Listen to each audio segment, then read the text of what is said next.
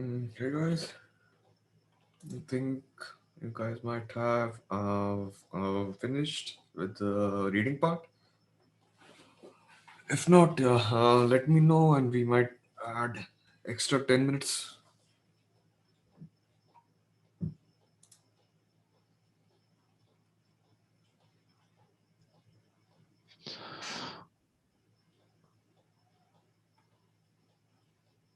I finished.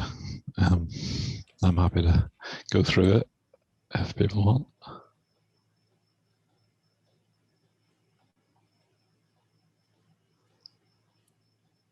Cool. Any other opinions, or we might go ahead?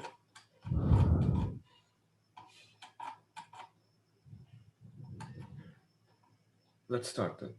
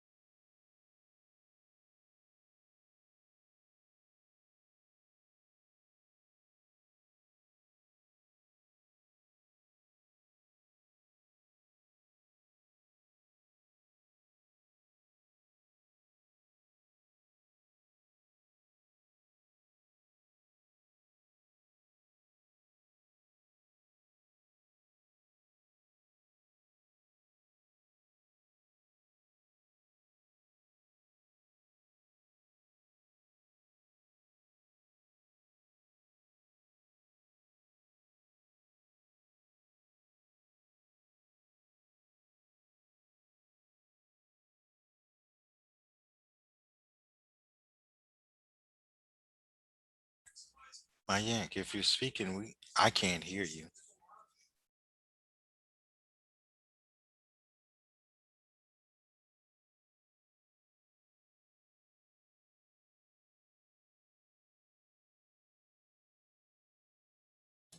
Oh, sorry. I was muted. Ah, I will have to begin from start again. Yep, I talked about the first paragraph of what Monte Carlo methods are based on, and they require only experience. That's the sampling of the sequence of states, actions, and rewards from the actual or the simulated interactions with an environment. In So it learns from an actual experience because of the no prior knowledge of the environment dynamics, as in the DP or the exhaustive search path. So, yeah, this is one of the how do I say it, advantages of it versus DP, and we do not need a complete probabilistic distributions of all the possible transitions that is required for the DP stage. So, uh, you can see the diagram on the right, that the sample backups and the full backups with respect to the dynamic programming, the exhaustive search. So this will take the most time because it goes through the branches to the leaves for the end of each state. And last chapter we discussed dynamic programming, and now we are here in the you can say the fourth quadrant, uh, the Monte Carlo value iteration path, in which the values are based on the deep backup of one particular estimate, other than rather than a kind of a SARSA method in which you have a range in which you uh, try to sample from. So, yep, this is a very kind of like famous diagram. Yep, it is with respect to the time and the bootstrapping and the backups. So we can view this diagram from multiple perspectives. Yeah. Uh, the next chapter is about TD learning, and in the future chapters we will have a approximation based on the MCTS, uh, um, uh, which is a kind of a combination of TD and Monte Carlo, and you can say a kind of a search method too. So yeah, it has a how do I say it, views from multiple perspectives that we can uh, how do I say it, view that objective as. Uh, in that, if you can imagine the game of Go from a practical standpoint, when we discuss on chapter 8 or 9, there we have this. So, yeah. Uh, so let's move forward. This was the summary of what we have discussed and what we will discuss, and what Monte Carlo methods are. This line explains it beautifully. Uh, of averaging the sample returns based on the sequence of the state, action, and rewards that we interact with the environment. So, in this book, we are only going for the episodic task. Uh, in the continual domain or the control task, I think so. We will take a look uh, in the future, or there might be some other materials that we might need to consider. Yep. Mm, This is episodic. And what is the term Monte Carlo? It's often used more broadly for any estimate method whose operation involves a significant random component. Uh, a random component here can be uh, uh, with respect to an average of the complete returns that can be based on some kind of a stochasticity being inserted, and that's to perturb our how do I say it, uh, our environment, and to see which kind of a uh, uh, uh, uh, mm, value we are trying to uh, get the max of, or uh, what's the policy that we are trying to use based on the specific estimation, like the max or greedy or epsilon soft or something like that. I'm forgetting the technical term here that is being used for this, but yeah, uh, more generally it's defined as that. Uh, Next, they have then compared to the bandits of how uh, bandit methods with the sample and average rewards for each action, and what's the kind of how do I say it, the probabilistic bias that is being inserted to select an action based on a probabilistic distribution of a curve of a particular action that is to be taken in the next time step. So if you view that from suppose if I try to draw it, uh, suppose this is the uh, action for the the curve for one action to be taken. This is the curve for the second action to be taken. This is the curve for a third action to be taken. Uh, this might be the fourth. So what kind of action that you select based on the stochastic nature. So that's the difference this paragraph talks about. Uh,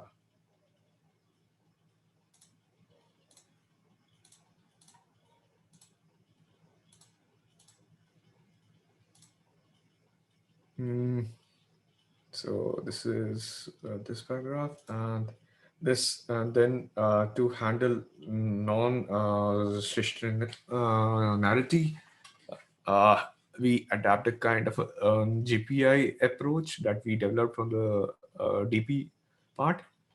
Non-stationarity here refers to uh, because it's the action selections are undergoing learning, and it's non-stationary with respect to if we take a view from the previous time step. So yeah. Uh, This was the DP, the general, the GPI diagram. I think so. We had looked at it. Let me try to find it. GP. Mm,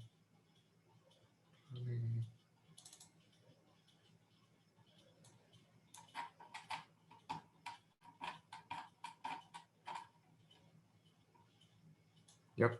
This diagram, which we viewed with respect to the starting policy evaluations and improvements. So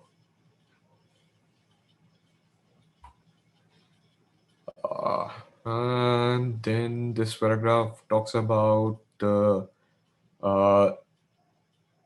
to attain the optimality, we will view this in a similar vein. And we in this chapter go through firstly considering the prediction, secondly the policy improvement, and finally the control problem, and its solution via this guy over here, GPI. And this can be extended to Monte Carlo case in which only the sample experience is available. Yep. So it has been taken from DP, and we are extending it all to the AMC case. Uh, Now, if we first go to the prediction path, uh, we consider the Monte Carlo methods for learning the state value function for a given policy, and recall that the value of a state is the expected return, the expected cumulative future discounted reward starting from a state. Yep. Future discounted rewards that are, so we looked at it. Yep. This is a kind of a forward view, and this is for TD, but yep, in general, I think so. I might have something. Yep. So this is the total discounted return that is based on the rewards. So this is the line that this guy is referring to. And recall that the value function is the expected return. So we looked at this earlier. Monte Carlo policy evaluation uses the empirical mean return instead of the expected return. So yep, this is under this guy here. This average return. So yep. Firstly, let's establish this with respect to the first visit MC methods and the every visit MC methods that are here. Anybody has if anybody has any queries, please feel free to jump in.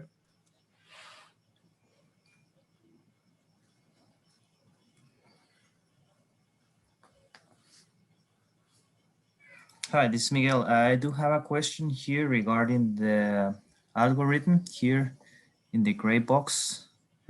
We see these two loops. The first one, loop forever. The second one goes from t equals big T minus 1, then big T minus 2, and lastly to 0. So I didn't understand why the loop goes backwards. I saw it also in the next algorithm, so I don't know, do you know why? I was wondering exactly the same thing, Miguel. The loop goes backward because we need to estimate the returns, G, right? And we can do it properly only if we go backward in time. So we start from the so we consider here episodic case. We start with the last reward, and then we kind of accumulate the rewards associated. Like for each step, say for step 1, we estimate our expected returns as reward at state 1 plus expected rewards of the next state. And here we don't have a model, so the only way to kind of calculate this expected returns for each state is to take into account the future returns, right? And that's why we need to go from the last state to the first state and kind of accumulating all the rewards on the way. Okay, so this update takes place at the end of the episode, right? Excuse me? This update takes place then at the end of the episode once we collected all the rewards and once we have this information? Not exactly. Look, let's just try to unroll this loop. So we first step we consider is the last, the first before last time step here, right? Capital T minus 1. So the reward for that one would be basically the last reward we get, right? And so it would be 0 plus the reward. So 0 is our starting value for the expected return. Then we, if that is the first encounter of this state, then we just append to the returns. So this returns variable, it's global. So we accumulate all the observed returns for each state across all the episodes, right? So we append this observed value to this global returns variable, and then we calculate our value estimate as the average of all the observed returns for this state across all the episodes. And this check, unless st appears as 0 to st minus 1, that is related to this first visit method, right? If we would work with every visit, we wouldn't have this check here. So basically, and now we go, so we did it for the last step, time step in the episode. Then we go to the time step capital T minus 2, right? And we calculate the expected returns as the expected returns for time step T minus 1 plus the reward we got at time step T minus 2. And again, we do the same. Now we consider this state at T minus 2, right? And append so this might be a different state or the same state, depending on if we transitioned during this last time step. And then we again accumulate, so this returns S of t is this global variable, and it's common for all episodes. And this way we iterate. So going backwards, basically we kind of look backward in history of the episode, right? And this allows us to compute the returns. Yeah, but you do run the episode all the way through to start with, don't you? And then you use the results that you've obtained from that complete episode, and then work your way backwards through them. So you do run the episode to termination. Yeah, so that happens outside of this loop, right? So generate an episode. Yeah, so that's the episode loop. So yeah, like that's the outer loop, the episode loop. So you would run the episode until it terminates, and then in the inner loop there, you work your way back through the results that you've got, adding the reward for the states that don't occur previously that you haven't seen yet. Yeah. Yep. Let me try to draw this. So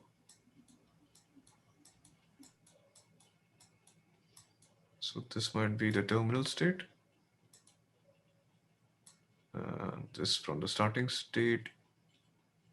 This can be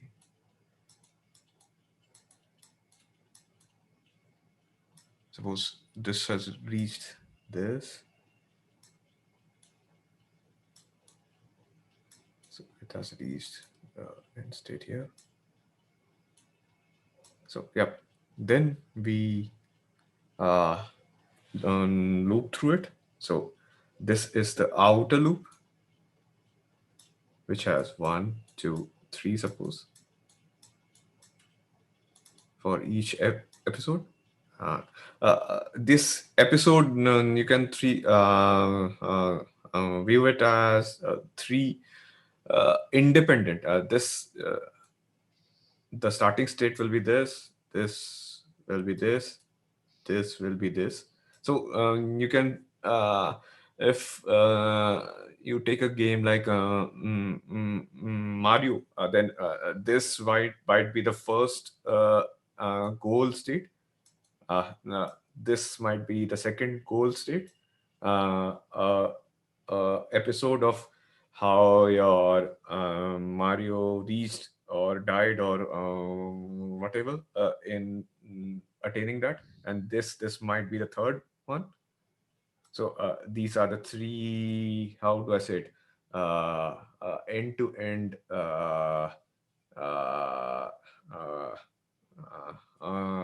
Paths that your Mario has taken, and yeah, then for then you can use this inner loop to loop through the each step. So this is the each step that we are looping through, and then this guy and the returns that you can see. So yeah, this is the if we apply it to a practical scenario, then you can easily kind of visualize it. So yeah, I hope this makes this thing clear.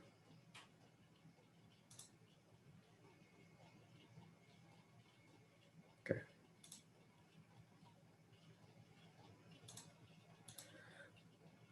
And then for the every visit MC that we have, every visit MC, yeah, we do not have this check, ST check. And yeah, this is for, this extends to approximations. I think so. We will see this in chapter 9, I hope.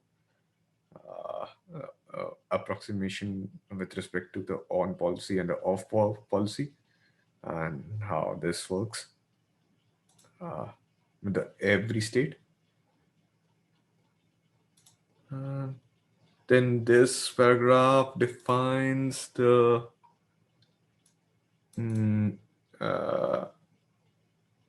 the first visit MC and can converge to a number of visits as s goes to infinity. Yep, the number of states that we iterate through.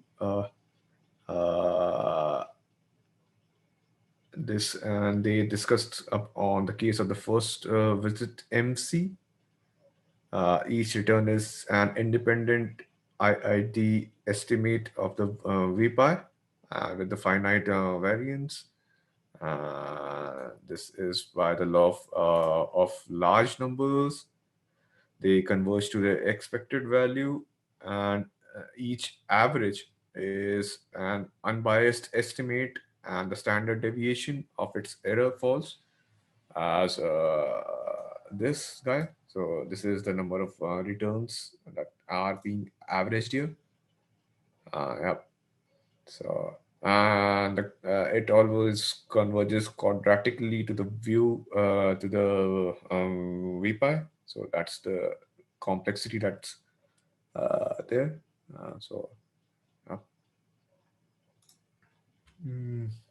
then we have a famous blackjack example. I think so. This is just to view, just to put the problem settings. If you guys know about it, it's the objective is to obtain the card sum, cards, the sum of whose numerical values is greater or as possible without exceeding 21. And all the face cards count to 10 and the A's count to either 1 or 11. And we consider the version in which each player completes independently against the dealer. So, yep. And this is the problem settings. I think so. Everyone is familiar with the problem settings. If not, then we might. Then I might try to go through the rewards and the other parts of it. I was thinking of showing the examples, how it's actually being calculated here.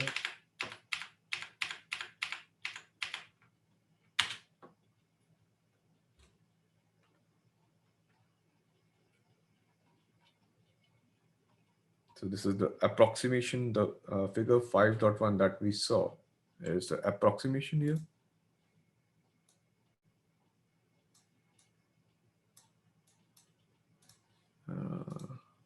Sure. This has been calculated. Okay. So,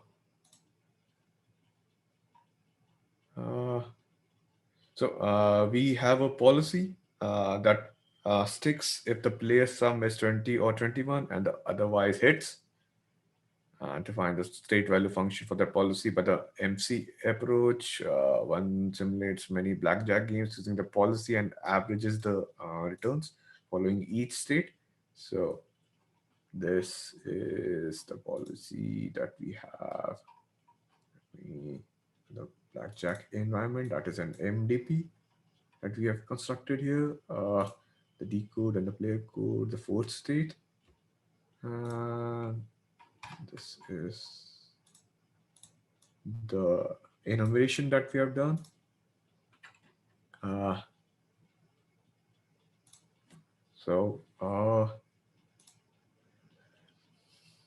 Yep. I think so. This is still executing. Okay, let me try to. Yeah. So this is the figure that we get at the end after it's just a 3D representation of the same figure. Approximation of the blackjack. Yeah, it has appeared. Okay.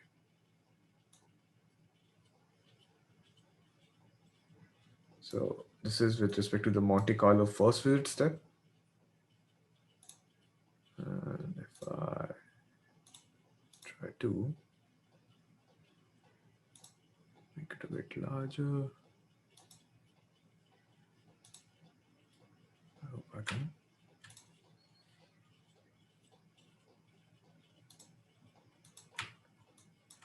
Okay, yeah. All right.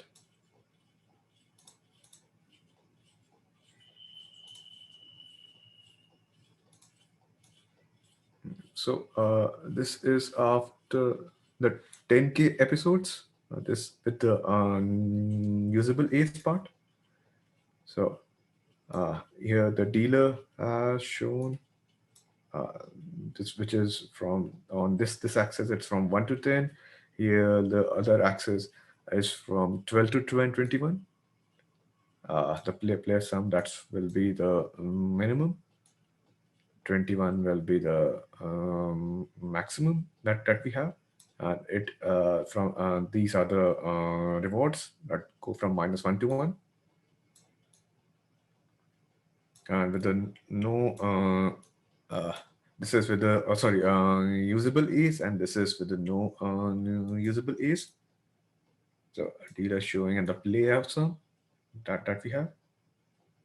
Notice the loss landscape here.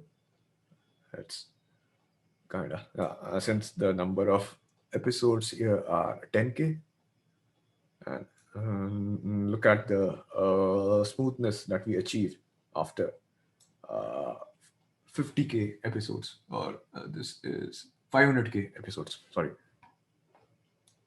This is a dealer showing.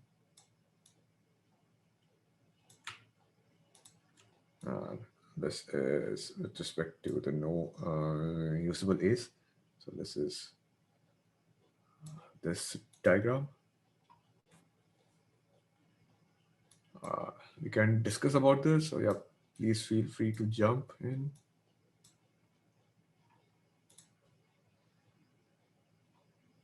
Or ask any queries that you have.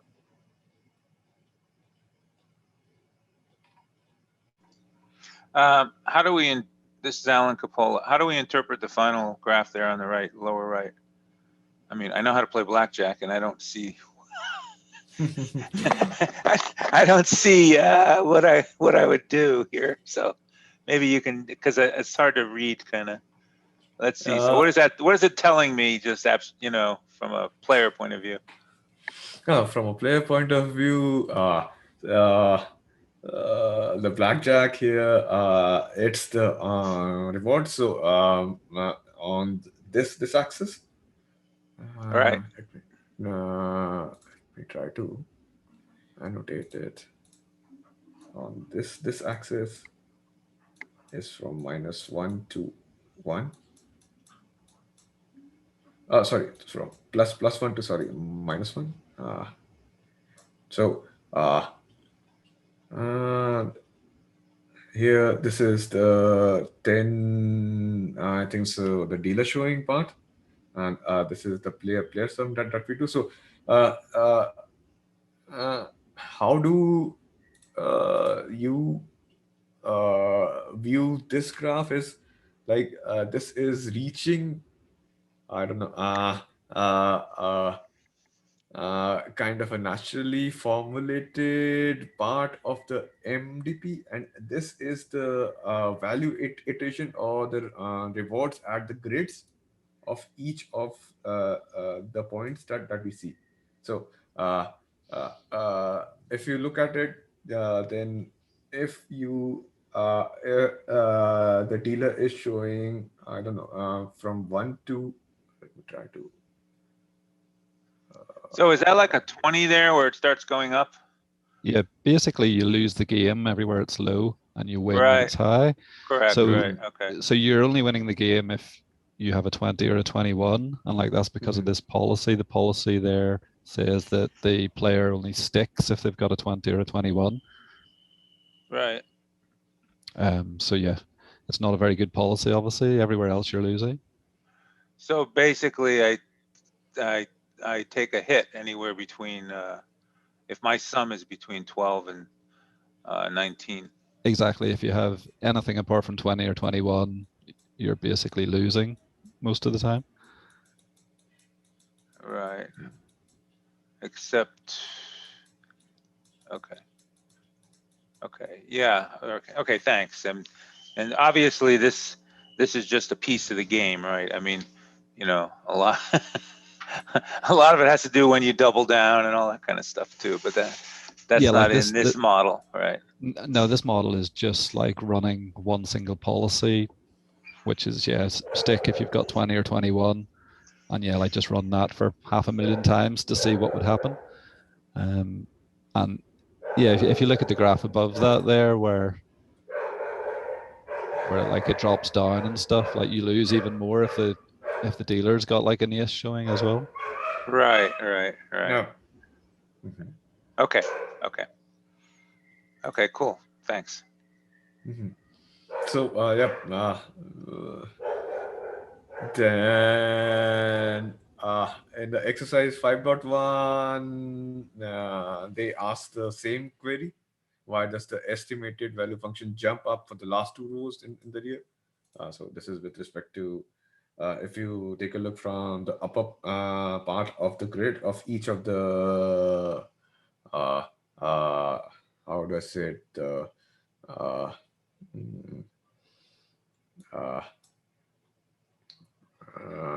environment dynamics that we have, then you can easily see what is happening here. Why does it drop off for the whole last row on the left? Because it's minimum. Why are the frontmost values higher in the upper diagrams than the lower? So this because obviously that depends upon the policy.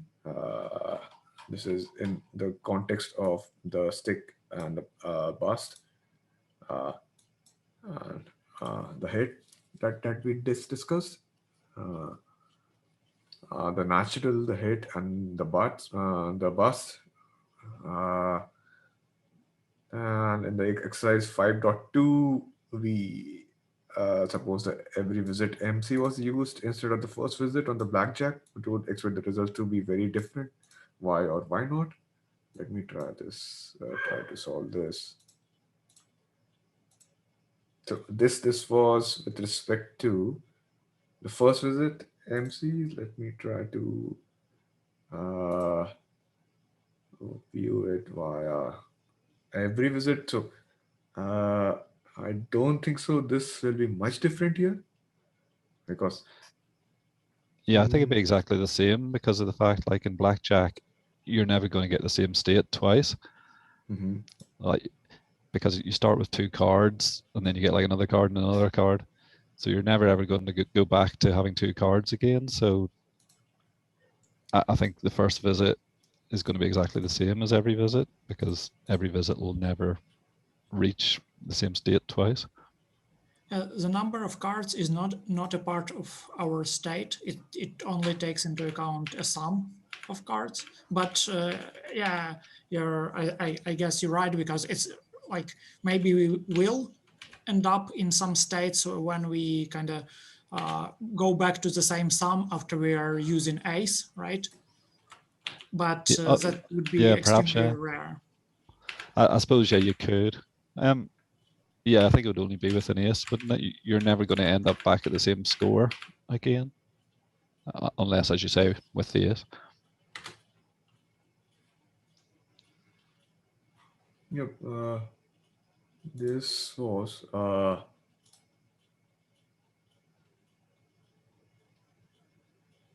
think so. This was with respect to the 5.2 figure that we had. Okay. No, that's different.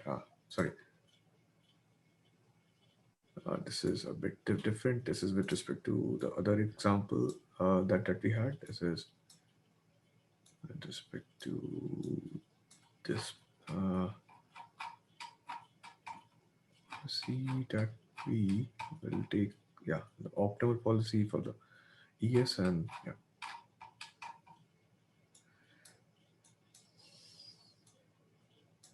Okay, cool. So now moving forward. So yep, they generalize this.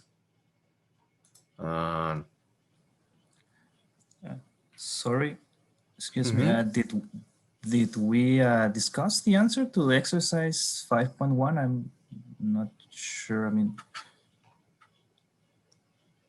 why do we see the jump and just the jumps? Yep, we discussed it with respect to the since 20 and 21, because the value that we are getting with respect to the rewards that we have.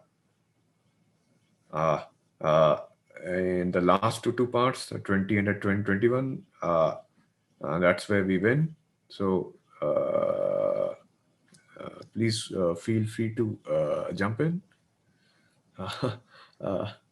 And last 2 rows. Yeah, so the last 2 rows, it goes up at the rear because that's the policy. The policy is to stick if you've got 20 or 21. So it goes up there because those are the times when we mostly win.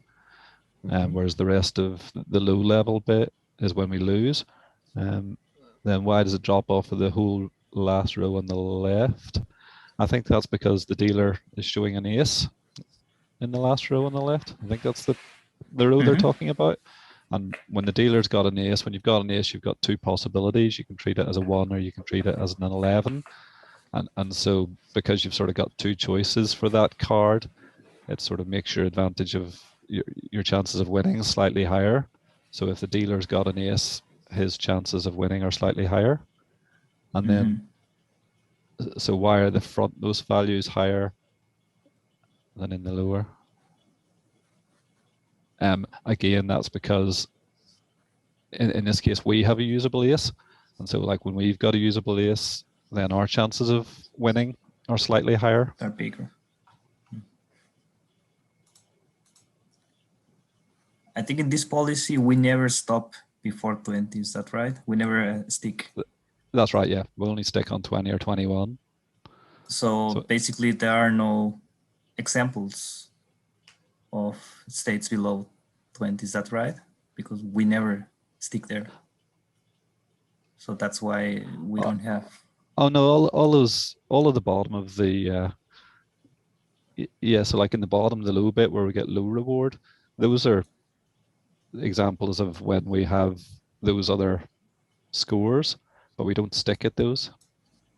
But yeah, so we always take another card when we're in any of those states, and so we always end up losing mostly.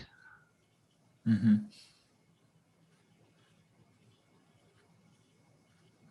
Yep. Okay. Okay. Thanks. Yep.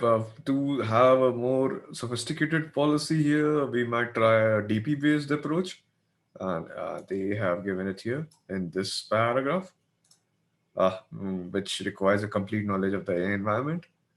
And yep, we will require distribution here for the next event. And here they gave an example of if the player's sum is 14 and he chooses to stick, what will the probability of terminating with a reward of +1 as the function of the dealer's showing cards. So yep, these are the how do I say it, the comparisons as we alluded in the first paragraph, the starting of the chapter, how that is being done. And so yeah, that is difficult and yeah, complex and error prone. And getting a sample is easy, and yep, therefore this is a kind of a first advantage with respect to the DP methods that MC methods have. Yeah. And they discuss this later on the slides in the David Silver's vid, if you guys have viewed it. Yep.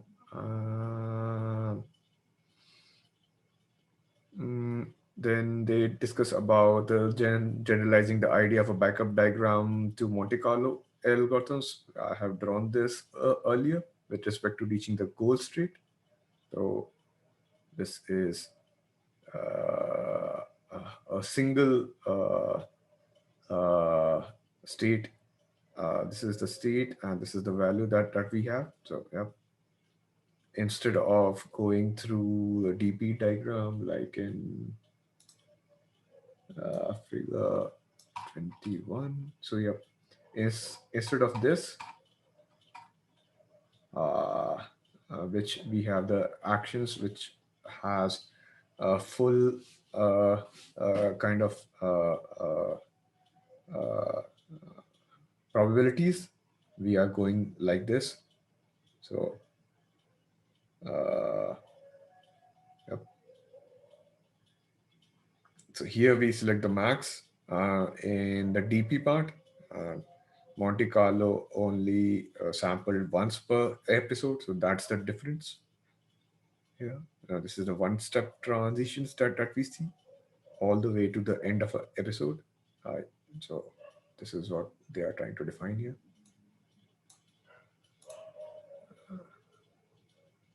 It's easy to understand. So yeah, till the end.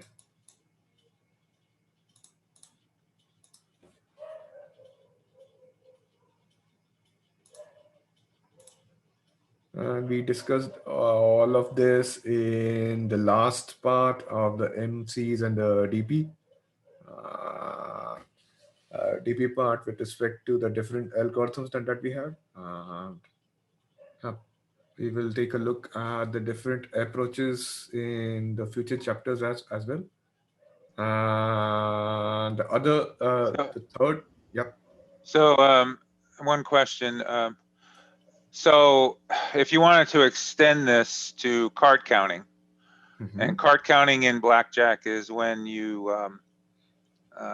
basically you count the cards against what the dealer's dealt from a deck, right? And so and you know, I've gone to the casinos and tried card counting, and and basically gotten the stink eye from the dealer, right? You know, but anyway, the point here is that card counting would be something like, well, count the number of cards that are above 10 and below 10, right, that have been dealt from the deck. And so you end up with a count. So I guess the point is to extend that to here. You would so your states are the sum, Yep. right? So to do that, you will have to have a complete DP based algorithm in which you have the idea of all the previous states and all the future possibilities depending upon the values of the card that you have put in. So there are various movies upon this topic too, and yep, you have books and. Well, I guess what I'm Yeah. thinking of is if you have the number of cards greater than 10 and the number of cards less than 10, that's a number, right? Say in a 52 card deck, and then that would be another parameter that you'd plug in here to see whether you should take a certain policy or not. So I don't think I think it would be easy to extend it to that, but it would be obviously a longer kind of. So for example, if your count of the number of tens is like 5 plus 5 or something, that means basically there's 5 more, I guess. Well, let's see, there's 5 more tens in the deck, right, or something like that. And so okay, anyway, I guess what I'm thinking is just how you would extend this to card counting. Yeah, I'm not sure. Do you know, like we looked before about the Markov property, where the Markov property is where your current state doesn't depend on any previous state. So you might be sort of invalidating that by saying that my present state depends on all the cards that come before. And like as Mayank said there, you would have to maybe have millions of states to say, if I'm in a state where a 3 comes up, this state also depends on all these other cards having been in the past as well. So it might be hard to extend it. Well, I guess what I'm saying is when you do a Monte Carlo, and even when you're doing this Monte Carlo, how are you getting the next trial, right? I mean, you're choosing randomly from some deck or what? Yeah, so here it is like Markov because of the fact you don't care on the cards that have gone before, you just care on the next card that's coming out. Correct, but that next card, okay, so the next card you're choosing, though, you're choosing it from a deck of 52? Probably, yeah. Okay, and so then the question is, how would you, extend? I see what you're saying. You're saying that, I mean, Monte Carlo works on anything. It doesn't have to be, you just have to have a bunch of distributions that you're trying to approximate and stuff. So, all right. Anyway, it was just a question. I don't know the answer. Yeah, I'm not sure either. Yeah, your state will like grow significantly if you include the card counts, because there are a lot of combinations basically what the counts could be. And as you can see here, basically we need 500,000 episodes to like estimate the value function for the case when we have this usable ace. Even with this very simplified setup, right? And I guess it would be like pretty inefficient to apply this approach to the problem. But on the other hand, if you like don't care how many episodes you need, yeah, it's easy to simulate, and it should basically learn given enough experience to take card counts into account just fine. Okay, yeah, I was just thinking of the movie and the book, right? The MIT movie and book. Let's make some money. Yeah, just thinking if you can use this down in the casino. Exactly. Yep. Try a simple Google search, and you guys might easily come up with some methods to fully kind of There are already algorithms for this, yeah, but I haven't looked at it from Monte Carlo point of view to actually win every time. But yeah, uh, that makes total sense. And there are, of course, forums and other things too. We can delve into. Maybe in the Slack, we can start a thread for this. Uh, but anyways, in the interest of time, let's move forward. Uh, uh, Yep. So we were done with this. All the three advantages that it has on the DP methods. Uh, then this is an example of a soap bubble. So here we are trying to uh, mm, have a sort of problem in which uh, how do you uh, compute the shape of the surface, the with respect to the geometry of the wireframe. So here, what they're trying to do is uh, uh, a wireframe which is forming a closed loop in a dunky soapy water to form a soap surface or a bubble that conforms at its edges to the wireframe. Uh, so that's the geometry of the wireframe that we are alluding to, which is irregular but known. Then how can you compute the shape of that surface? Uh, yep. So it's not particularly circular. It might be zigzagged at some point. Uh, and how do you know the surface height at any point in uh, uh, at any point in that particular area that is there? So what they have done is approach this problem with a grid and solve for its height using a iterative computation.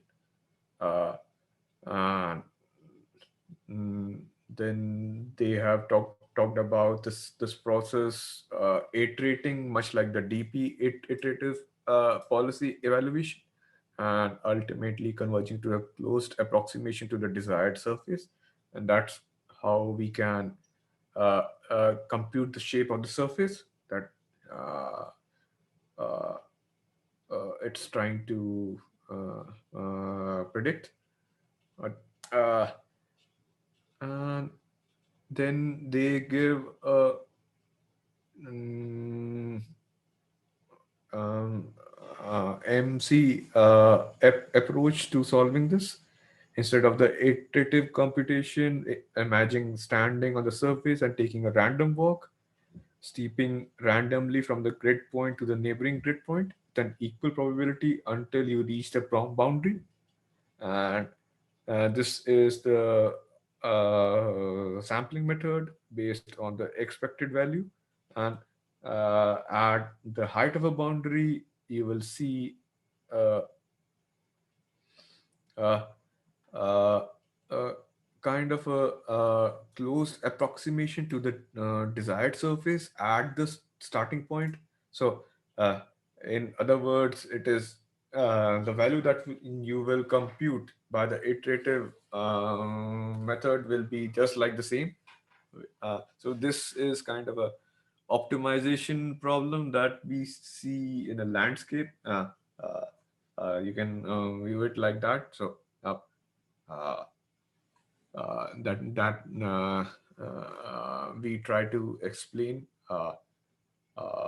using the various peaks and the ridges that you have in deep learning. Yeah. how do one reaches this with the various first order and the second order optimization techniques that are there. Uh, mm, so yep. Then they talk about how can you closely approximate the height of the surface at a point by simply averaging the boundary heights of many walks that started at the point. So uh, this Monte Carlo method here can be far more efficient than the iterative method based on the local consistency. Yeah, that's one viewpoint of a soap bubble problem that they're trying to solve. Then we jump around to the next section. I think so. This was the largest amount of time that we have given to a particular section. Complete hour and a 10 minutes, I suppose. 5.1. Now jumping to 5.2, Monte Carlo estimation of action values. Uh, if the model is not available, then here they talk about how to estimate the action values rather than the state values. And if uh,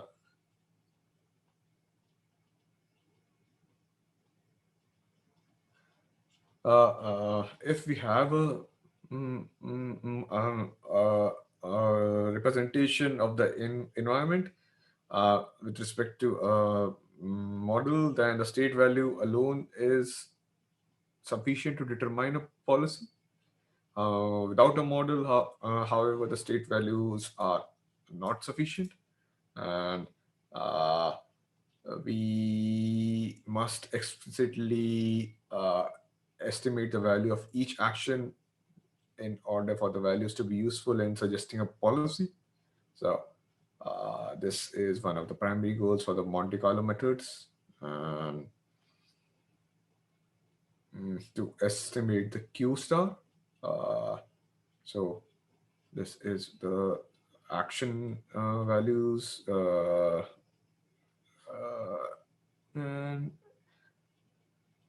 then they talk about the policy evaluation problem for the estimate Q pi with the state action, the expected return when the starting in a state S, taking action A, therefore following the policy pi. Now, this is essentially the same that we talked about in the previous part of the section. This is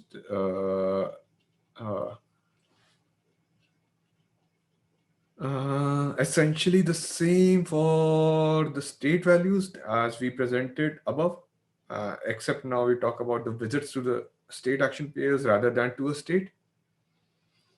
And they talk about the author talks about the state action pair as A is said to be visited in an episode if ever the state S is visited and the action A is taken in it.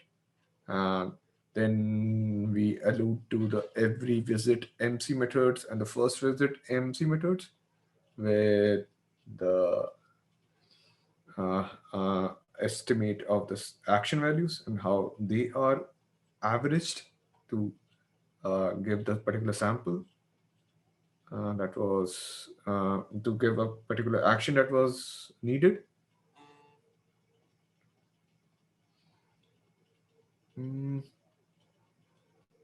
And the convergence is quadratic here. So yep, that is one kind of the same to the true expected values as the number of visits to each state action pair approaches infinity. It's kind of same. Then they talk about the differences with the deterministic policy, that many of the state action pairs might never be visited. So if you're trying to find a true optimal, then you might not be able to in this case. because it only returns from one of the actions from each of the states, will not improve upon this experience. And to compare alternatives, we need to estimate the value of all actions from each state and not just the one we currently favor. Okay, so yep, that's it. And this also makes way to the curiosity problem, or the exploration versus the exploitation, as we had discussed in the second or the first chapter. So how do we evaluate that? Yep, for the key, and of course the bandits problem in the chapter 2. So it has a very to have that kind of a continuous exploration. Uh, uh, there are two to three ways. Uh, in this paragraph, they discuss about the start in a state action pair, uh, uh, and, and then every pair has a non-zero probability of being selected as a start. What this does is guarantees that all the state action pairs will be visited on the infinite number of times in the limit of the infinite number of episodes. So this is called this kind of property is called the exploring starts. That's the ES. I think so. We take a look at a kind of exploring starts problem in the next section. This cannot be relied upon. Of course, there are certain cases in which this work. And then they have given an alternative to the exploring starts problem. Is by assuring that all the state action pairs are encountered, is to consider only policies that are stochastic with a non-zero probability of selecting all actions in each state. So this is an alternative approach in which the exploring starts might not work. I do not currently know which kind of problems have this kind of implementation, but yeah, if you guys have any clue, please feel free to jump in.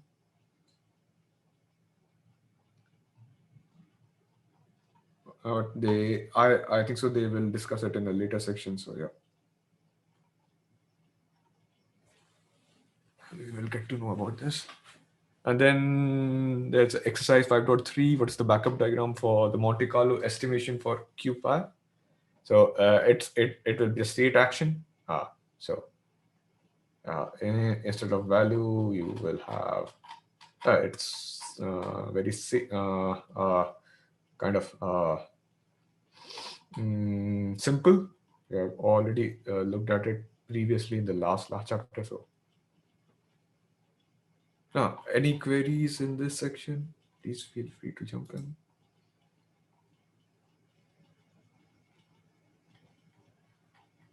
Okay, cool. Now, moving to the control part of the MC.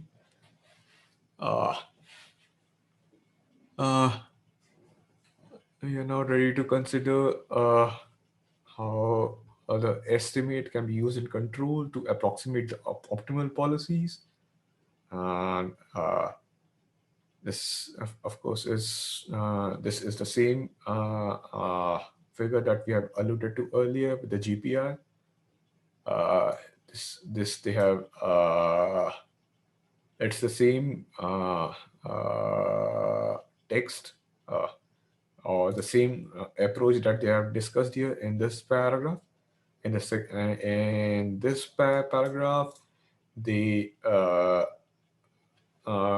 try to use the Monte Carlo version of the classic policy iteration. So we are beginning with an arbitrary policy. pi 0 and ending with the optimal policy and the optimal action value function here. Yep. So you can see this is the complete policy evaluation step. And arrow I denotes a complete policy improvement step. Yep, it's simple. They approximate the action value pairs by approaching the true function asymptotically. And then they give a simple. It's pretty much straightforward. There are two assumptions that they have made. Uh, with that first is to observe an infinite number of episodes, and that the episodes are generated with exploring starts. So this the MC methods here will compute each of the q pi k for exactly an arbitrary pi k. So that's the computation that will be done. So uh, it's a general formulation that they have given here. So here this is the policy that's selected, which is being defined by the argmax of the action that is being taken on the q of s comma a. So yeah, on the action value function. So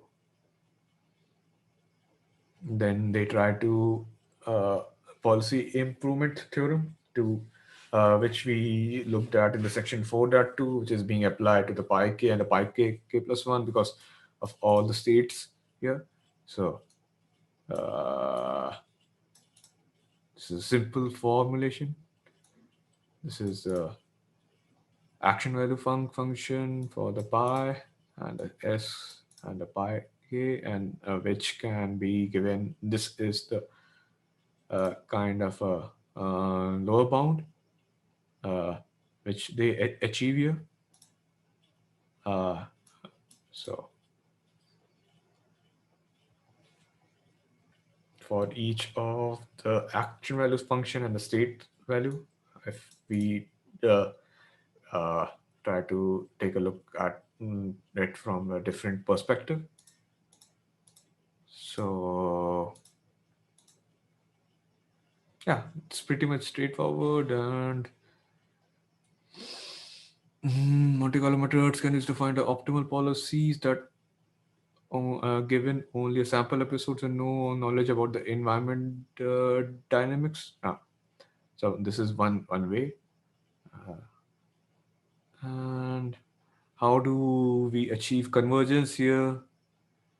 One was the episodes having exploring starts, and the other was the policy evaluation can be done with the infinite number of episodes. So yep, these are the two approaches that they have discussed.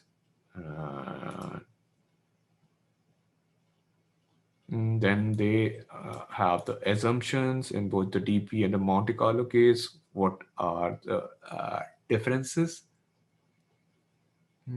What are the approximations in each policy evaluations that we need? And depending upon the magnitude and the probabilistic bounds of the approaches of I think so, yeah. What are the sufficient number of steps that are to be taken? So can it be time dependent, and whether it will be able to solve our environment, our problem with a particular threshold? Depending upon if we have some asynchronous policy evaluation step, then like in Go, uh, uh, can we do that in under a time bound for applying it across the practical scenarios that we had in the real world? So And the second approach is to avoid a number of episodes nominally required for policy evaluation. And this is with respect to the evaluation step. We move to value function towards the q by k. This is it depends upon the practical estimate of the uh, r s of sorry, the action value estimates to our policy, but how close we might get to the optimal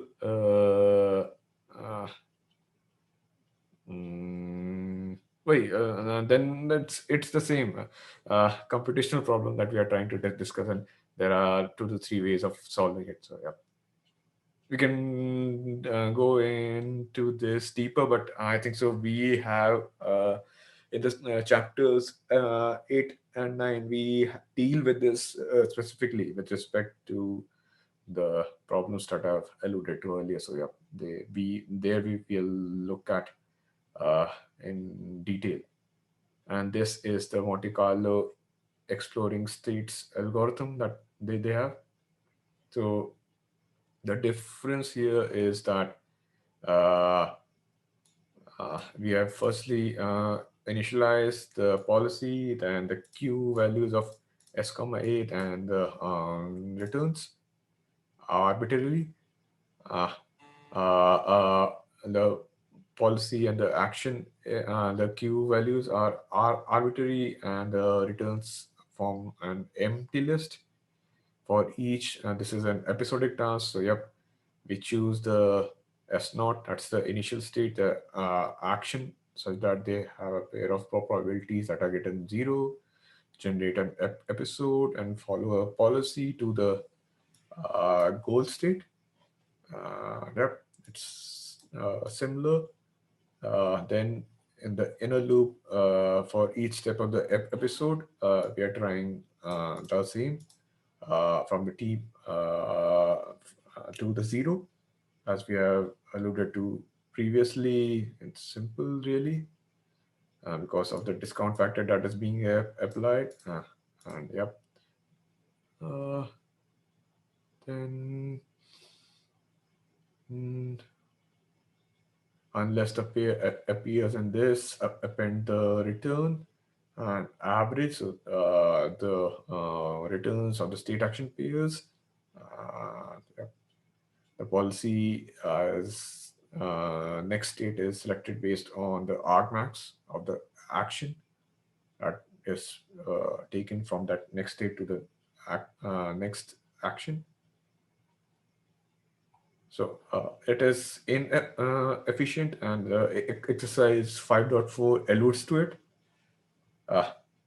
Why? Because for each state action pair, it maintains a list of all returns and repeatedly calculate their means. And to just it might be efficient to just maintain the mean and account of each state action pair and update them incrementally. So if I view a slide here, so this is the incremental mean that David Silver talked about in his approach, in his talk. This is the problem that exercise 5.4 is trying to solve. How do I say it? I do not have the slide number here. It's 12. Yeah. So this is simple incremental approach that they are trying to solve via the. So this will be, if you guys can, it's pretty much simple with respect to the state and the value pairs. and how do the non-stationary problems used to track a running mean. So exercise 5.4 can be solved via this method.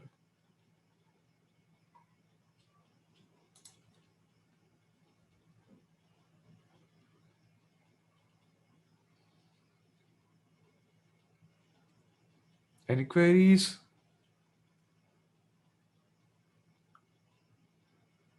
Nice. So let's discuss on the stability and how do we achieve optimality. Stability is achieved only when both the policy and the value function are optimal. So yep, it's a kind of a equilibrium that we achieve. So yeah, we can do it from that perspective too.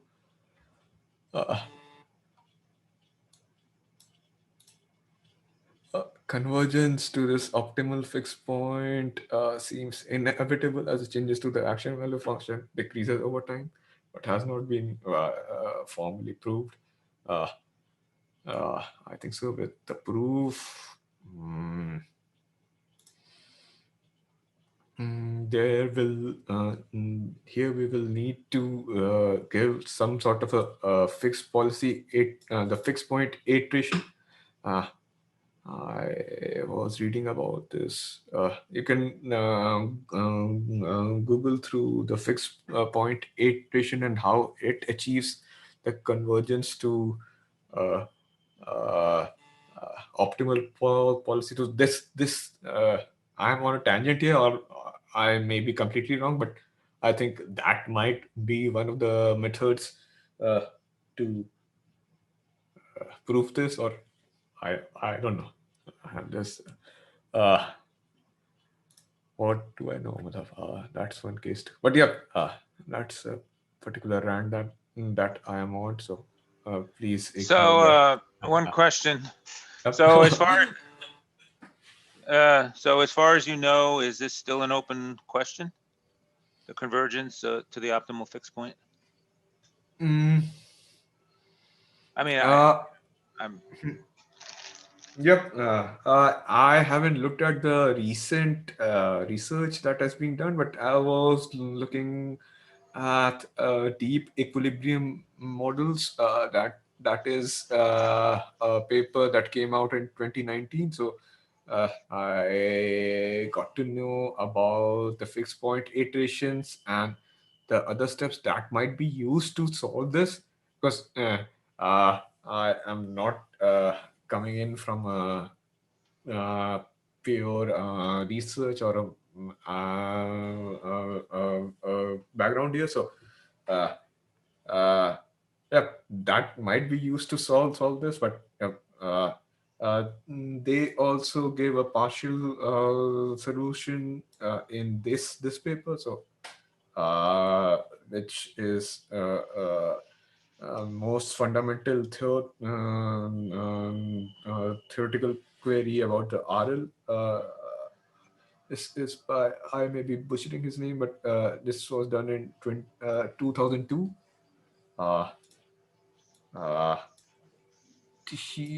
Shickles. I don't know how to pronounce that, but yeah. Yeah. So this book has a copyright of 2020, and so you got to assume if it was solved last year or the year before, it probably would have changed that because he thinks it's the most fundamental problem. So interesting. Thanks. Yep. So then we look at the solving Blackjack 5.3 problem. In the example 5.3, let me try to quickly.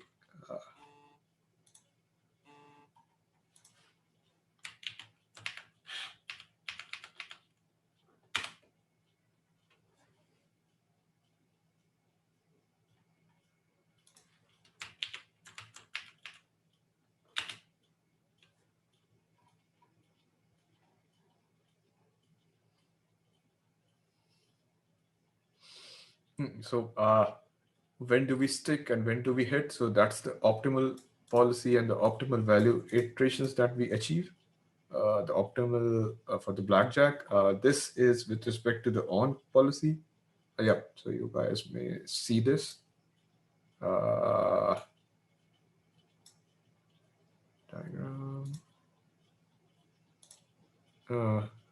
This is the usable ace, the V star of the usable ace.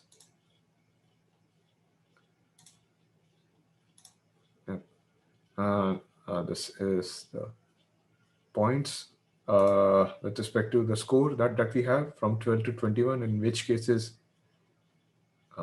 in the case of usable ace, we might have the highest reward, 0 stick, 1 hit, stick and hit policies.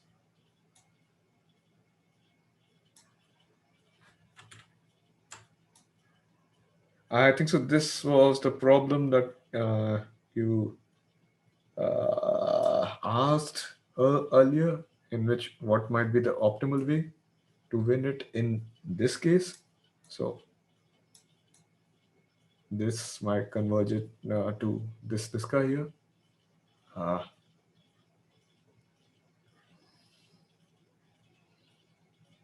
So the number of points and the number of cards that we have.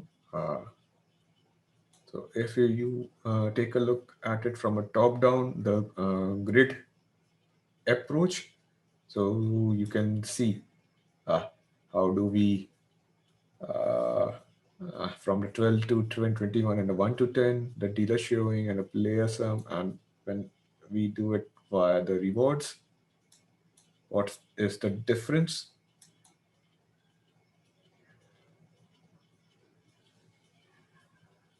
And why does it increase towards the end? So simple really. This is with respect to the on policy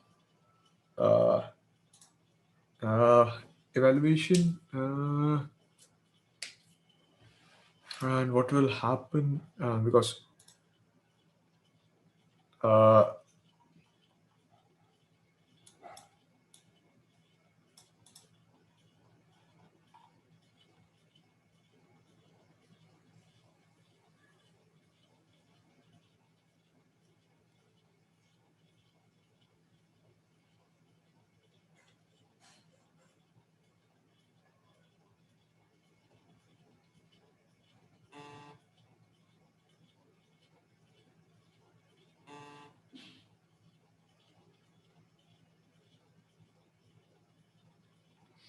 so under the problem setting, what they've defined is this guy here. So this is the optimal in the case of on policy methods, and if we try to simply run it in the case of ES strategy, then Monte Carlo ES, this might be something different. Let me try to get the previous one that I had done. Yep. Okay. So yeah, that's you can see this is the ES one, exploding start, and this is pretty much similar here. As you can see from the figure 5.2. So there are differences to the on policy versus the ES. The two strategies that we discussed here, the second approach and the first approach. So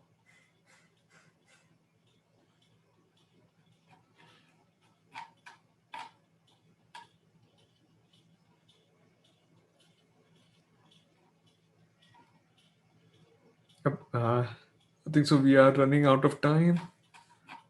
So we will end it here. Any queries, guys? Please feel free to jump in.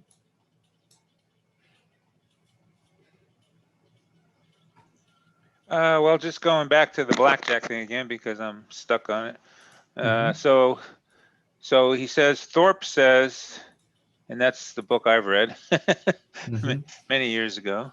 It says, so Thorpe says if you get an ace, if you have an ace, if the dealer shows an ace, well, he says that he figures out if the dealer shows an ace, you hit, whereas Thorpe probably says if the dealer shows an ace, you stick, which is very interesting because that's not the policy I used.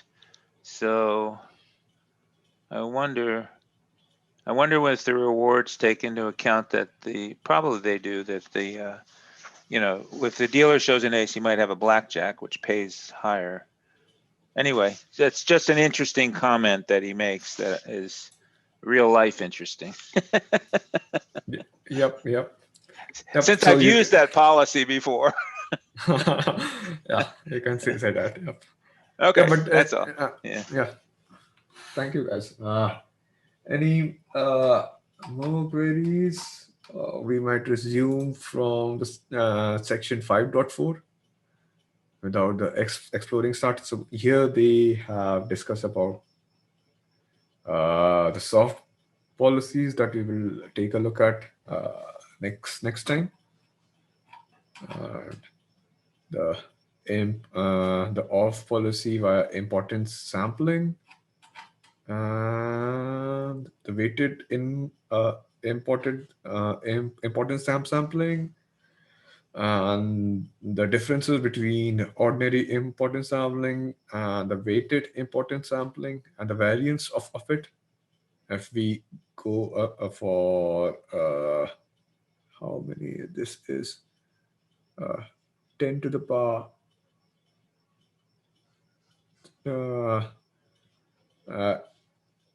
8 episodes on a log scale. So we will get information about this and the variance of what is expected. Then we will take a look at the exercises. This chapter is this chapter has many nuances with respect to the off policy and the on policy control. Then we will look at a simple race track task and how that and how have they solved it with respect to the simple grid world example. Then we will take a look at the discounted aware importance sampling and how they have derived it. The importance sampling estimator, what they have done, and what are the parameters here with respect to the return. In the case of discounting aware, because up until now we were only looking at non-discounting case. Then in the section 5.9, we will take a look at the per decision importance sampling. With respect to the off policy sampling estimate and what is the reward that we will get based on the decision that we take. How does our policy changes here? What are the expectations and how do we derive it? Yep. And then review of the chapter. Yep. So that's what we will take a look at next time. So yep. Thanks, guys. Any queries?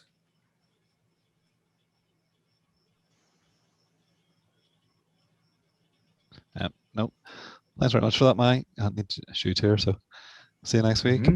Thanks very much. Okay, thank you. Thank you, guys. Take care. Bye-bye. Thank you. Bye-bye.